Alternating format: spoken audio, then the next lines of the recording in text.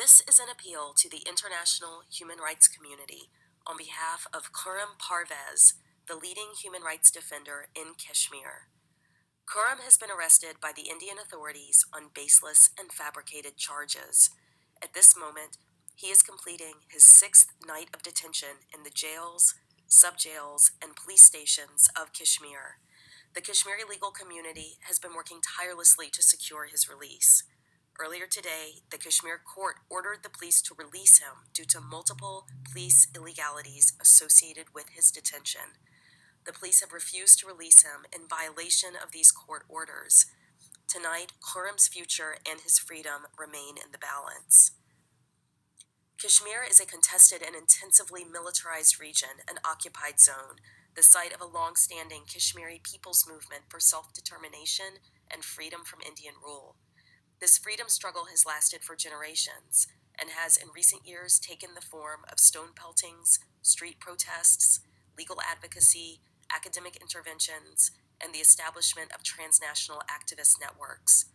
Across time and to this day, India has unleashed the full force of its military power on Kashmir and Kashmiris. This military power overwhelms every aspect of society in Kashmir, transforming the region itself into a prison.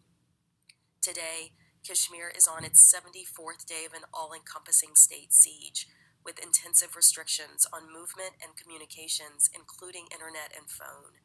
In less than 3 months, over 80 people have been killed and hundreds, if not thousands, blinded and severely wounded with destructive pellet guns.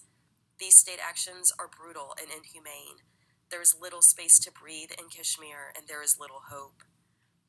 Under these conditions, Khurram is the heart and soul of civil society in Kashmir. Through the Jammu and Kashmir Coalition of Civil Society, Khurram shines light on the human rights abuses of the Indian state. He does this by collecting legal documents, talking to victims and their families, compiling reports, training youth in documentation practices, and collaborating with human rights networks across South Asia and beyond.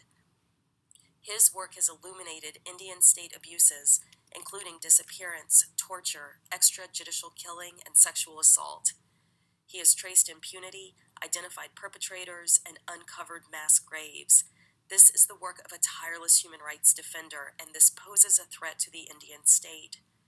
For years, Khurram has dedicated his life to creating space for civil society, a space for dialogue, for discussion, for free exchange of ideas.